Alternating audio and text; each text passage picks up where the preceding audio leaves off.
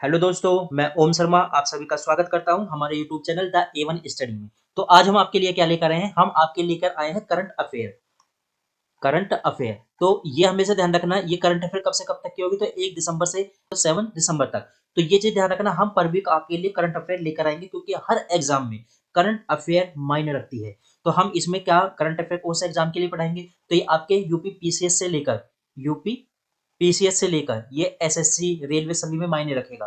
तो जो रेलवे या एसएससी की तैयारी करने वाले हैं वो बस पॉइंट टू पॉइंट याद रखें, लेकिन जो पीसीएस की तैयारी करने वाले हैं वो एक एक चीज याद रखनी पड़ेगी। तो चलते हैं अपने करंट पर। तो देखो इसमें जो पहला क्वेश्चन दिया गया है, क्या देखो, ये हिंदी वालों के लिए है और यहाँ पे इंग्लिश वालों के लिए है, दोनों हैं। आप देखना आराम से। देखो यहाँ पे आंगनवाड़ी वर्कर है, उनको क्या किया जा रहा है? उनको ट्रेनिंग दी जाएगी। किस यूनियन मिनिस्ट्री द्वारा दी जाएगी? तो ये इसमें क्वेश्चन पूछा गया है। और किस चीज के लिए दी जा रही है? तो जो चाइल्ड होते हैं, जो विकलांग चाइल्ड होते हैं, डिसएबिलिटी चाइल्ड होते हैं, उनकी मदद करने के लिए।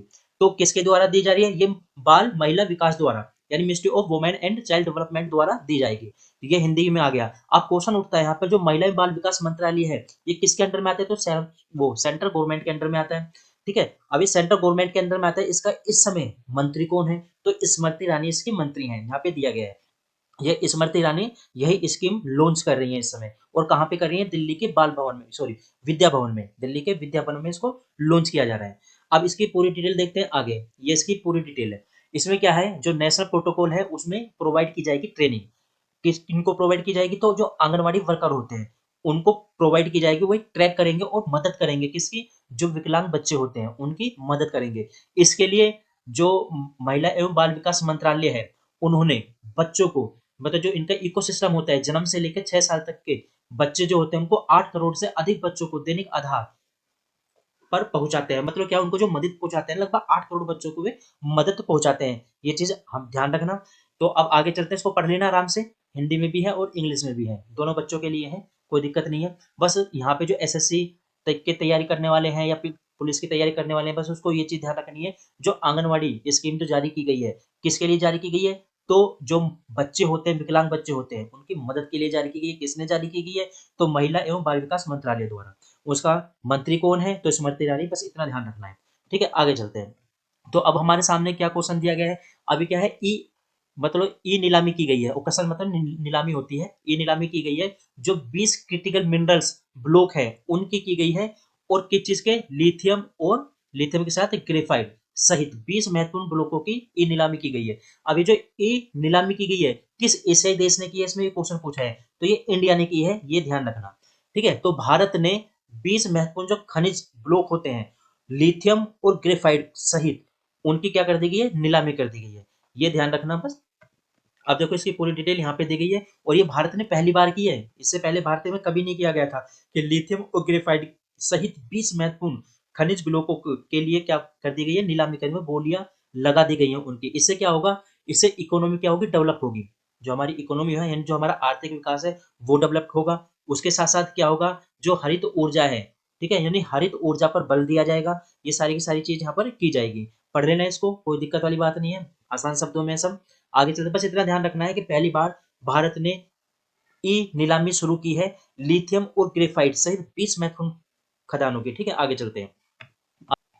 अब आगे चलते हैं। देखो तो इसमें क्या बोला जा रहा है? संयुक्त राष्ट्र द्वारा जो निर्धारित है 2030 तक एड्स को जो सार्वजनिक खतरा है के रूप में समाप्त करने का क्या लिया गया है? डिसीजन लिया गया है। तो इसमें ऑलरेडी क्या दे दिया गया? आंसर दे दिया गया है। तो यहाँ पे होना था कि कब तक, यहाँ पे होना था कब तक? तो 2030 तक। लेकिन ये शुरू कब की गई थी ये हम बता देते हैं। ये 2015 में, 2015 में ये अनाउंस कर दिया गया था कि 2030 तक ये जो एड्स है, एड्स के जो खतरे हैं उसको पूरी तरह से समाप्त कर दिया जाएगा। अब दिसंबर में इसका क्वेश्चन क्यों आया? क्योंकि 1 दिसंबर को क्या बनाया जाता है? एड्स दिवस बनाया जाता है। ये चीज ध्यान रखना। ठीक है ना? अब ये इसकी पूरी डिटेल दी गई है इसमें। इसमें जो यूएन एड्स, ये के यूएन एड्स क्या होता है? इसके यूएन की एजेंसी होती है जो यूएन के अंडर में काम करती है। तो एड्स दिवस मतलब 1 दिसंबर को जितनी भी संस्थाएं हैं, चाहे गैर मान्यता प्राप्त संस्था हो या अल्प संसाधन वाली संस्था हो, ये ए, ठीक है, सही कर लेना, या अल्प संसाधन वाली संस्था हो, उनको क्या काम करना है कि 2030 तक ऐसे प्रोग्राम लॉन्च करने हैं ताकि जो एड्स है, जो सार्वजनिक स्तर पर जो एड्स के खतरे मंडरा रहे हैं, उनको 2030 तक पूरी तरह से समाप्त करना है, यानी पूरी दुनिया से उसको समाप्त कर देना है। क्योंकि इस समय जो एड्स के लोग हैं बहुत ज़्यादा प्रभावित है, और सबसे ज़्यादा कहाँ पर, ये दक्षिण अफ्रीका में सबसे ज़्यादा प्रभावित है। दक्षिण अफ्रीका और एशिया और प्रशांत क्षेत्र में देखे जाए तो 6.5 मिलियन लोग इस समय एड्स की ग्रस्त में हैं। ठीक है, आगे चलते हैं।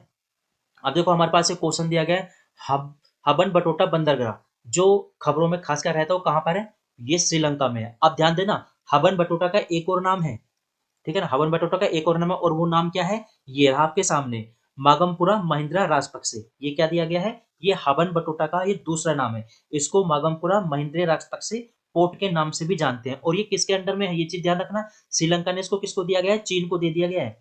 चीन को दिया गया है, इसको लीज पर दिया हुआ है। तो चीन यहाँ पर क्या काम कर रहा है, बहुत सारे डेवलपमेंट कार्य कर रहा है, जिससे क्या होगा, श्रीलंका को बहुत ज्यादा बेनिफिट होगा। तो इसकी पूरी डिटेल ये रही आपके सामने। अब श्रीलंका ने जो चीन की कंपनी, कौन सी कंपनी को दिया है, उस कंपनी का नाम है, ये रहा आपके सामने, सिनोपेक। ये सिनोपेक चीन की ही कंपनी है। ये यहाँ पर क्या काम करेगी, 4.5 अरब डॉलर का क्या करेगी, पेट्रोलियम रिफाइनरी संयंत्र लगाएगी। ठीक है ना, यानी 4.5 बिलियन डॉलर का पेट्रोलियम संयंत्र जो स्थापित करेगी वहां पर, उससे क्या होगा, श्रीलंका को भी फायदा होगा, और चाइना को फायदा तो होगा ही होगा, चाइना तो क्योंकि वहां पे निवेश कर रहा है। ठीक है, अब आगे चलते हैं, क्योंकि ये चीज ध्यान रखना, जो चीन होता है, चीन की विदेश नीति यही बोलते हैं, वो दूसरे देश में क्या कर देता है, इन्वेस्टमेंट कर देता है। अब वो जो इन्वेस्टमेंट कर देता है, उसको धीरे धीरे क्या कम करता है, लोन भी देता है। अब लोन के कर्जे में उसको ऐसा डुबाने लगता है कि वो चीन कोई भी प्रोग्राम लेकर आएगा उनके लिए, चाहे उनके लिए नुकसान का सौदा हो, वो मना नहीं कर पाएंगे। चीन खासकर अफ्रीका में भी चीन ने यही काम किया, और श्रीलंका के साथ भी यही काम कर रहा है वो। उसमें चीन ने पाकिस्तान के साथ भी यही काम किया है। पाकिस्तान पूरी तरह से चीन के डेट में डूब चुका है इस समय। ठीक है, आगे चलते हैं। अब देखो हमारे पास एक क्वेश्चन दिया गया है, ये जो रास महोत्सव है, या जिसको बोलते हैं रासलीला उत्सव, किस राज्य में बनाया जाता है, तो ये भारत के असम राज्य में बनाया जाता है। ये चीज ध्यान रखना, असम में बनाया जाता है। और ये जो बनाया जाता है, इसमें किसकी पूजा की जाती है, किस भगवान की पूजा की जाती है, तो भगवान श्री कृष्ण की इसमें पूजा की जाती है। ये चीज ध्यान रखना, असम में। और ये असम में, असम का जो मांजुली द्वीप है, मांजुली द्वीप, वहां पर ये बनाया जाता है, मांजुली द्वीप। और मांजुली द्वीप किस नदी पर है, तो ये ब्रह्मपुत्र नदी पर स्थित है। तो ये चीज ध्यान रखना, जो भी तैयारी करने वाले, कि राम महोत्सव उत्सव कब बनाया, कहाँ बनाया जाता है, तो असम में बनाया जाता है, पहली बात। दूसरी बात, किस द्वीप पर स्थित है, तो मांजुली द्वीप पर है। किस नदी पर है मांजुली द्वीप, तो ये ब्रह्मपुत्र नदी पर स्थित है। और ये जो ब्रह्मपुत्र नदी है, ये कहाँ से निकलती है, ये कहाँ से निकलती है, चीन से निकलती है। और चीन से निकलते हुए भारत में एंटर करती है, कहाँ से, अरुणाचल प्रदेश के रास्ते से एंटर करती है। ठीक है, ये चीज हमेशा ध्यान रखना। आगे चलते हैं। ये इसकी पूरी की पूरी जानकारी दी गई है कि दुनिया के सबसे बड़े बसे हुए नदी द्वीप, क्योंकि ये जो मांजुली है दुनिया का सबसे बड़ा द्वीप है, दुनिया का सबसे बड़ा द्वीप माना जाता है, जो नदी में के अंदर बसा हुआ है। ठीक है, और इसमें मांजुली द्वीप पर ही ये प्रोग्राम बनाया जाता है। और ये कहाँ पर है, ब्रह्मपुत्र नदी पर है। स्थानीय भाषा में इसको क्या बोलते हैं, इसको सत्र बोलते हैं, स्थानीय भाषा में। यहाँ पे लिखा हुआ है सत्र, स्थानीय भाषा में इसको सत्र बोलते हैं। और स्थानीय लोग किस चीज का जो वो प्रदर्शन करते हैं, उस प्रदर्शनों को क्या बोलते हैं, भा ओना। ये ध्यान रखना, उस प्रदर्शनों को भा ओना बोलते हैं। और आपसे पूछा जाने लगे कि जो भा ओना है, इसकी जो खोज की थी, इसको जो कल्चर है, इसको स्टार्टिंग किसने किया था, तो किसने किया था, ये चीज ध्यान रखना, किसने, श्री मंत शंकर देव द्वारा इसको शुरू किया गया था, एक सामाजिक धार्मिक सुधार के आधार पर। ठीक है, आगे चलते हैं। अब देखो क्वेश्चन है, ये अच्छा क्वेश्चन है और इंपोर्टेंट भी क्वेश्चन है, ये चीज ध्यान रखना। क्या क्वेश्चन है, ये है एस्ट्रोसेट। ये जो एस्ट्रोसेट है, is a space telescope launch by which country, किस कंट्री द्वारा लॉन्च किया गया, तो इंडिया। इंडिया के किसके द्वारा, तो इसरो द्वारा। ठीक है, इंडियन स्पेस रिसर्च ऑर्गेनाइजेशन द्वारा इसको लॉन्च किया गया था। अब ये जो लॉन्च है, ये एक क्या है, एक तरह की दूरबीन है। ठीक है, ये एक दूरबीन है। और इसमें भी ध्यान रखना, इसको कहाँ से लॉन्च किया गया था, तो इसको श्रीहरिकोटा, श्रीहरिकोटा जो अंतरिक्ष केंद्र है, सतीश धावन अंतरिक्ष केंद्र, वहां से इसको लॉन्च किया गया था। किस यान द्वारा, यानी किस रॉकेट द्वारा भेजा गया, तो पीएसएलवी, पीएसएलवी। ये चीज ध्यान रखना। ठीक है, आगे चलते हैं। इसकी पूरी डिटेल ये रही आपके सामने। इसको 2015 में इसको लॉन्च किया गया था, और इसको ध्यान देना 5 साल के लिए लॉन्च किया गया था।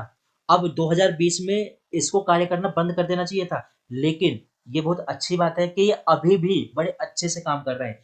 कि तो 5 साल के लिए इसको लॉन्च किया गया था, और अब 2023 भी खत्म हो चुकी है, ये फिर भी बहुत अच्छा काम कर रहा है। और इसकी महत्वपूर्ण उपलब्धि क्या है, तो इसने क्या, जीआरबी अर्थात जो गामा रे विस्फोट होती है, ये 600वीं गामा रे विस्फोट को इसने क्या कर दिया है, खोज कर लिया है, इसने उसका पता लगा लिया है। और ये क्या काम किस आधार पे काम आती है, जो गामा किरणें होती है इसका जब इसका विस्फोट होता है या न्यूट्रॉन स्टारों के विलय का प्रतिनिधित्व करती है। पता है जो न्यूट्रॉन स्टार क्या होता है, न्यूट्रॉन स्टार उस स्टार को कहा जाता है जिसकी अब मृत्यु होने वाली है। ठीक है, जिस स्टार की धीरे धीरे मृत्यु होने वाली होती है ना, उस वो धीरे धीरे कन्वर्ट होने लगता है न्यूट्रॉन स्टार के अंदर। ठीक है, ये चीज ध्यान रखना। आगे चलते हैं। तो हमारी क्लास यहीं तक थी। आप लोगों को हमारी क्लास कैसे लगी जरूर बताना, लाइक और सब्सक्राइब करना बिल्कुल मत भूलना। Thank you.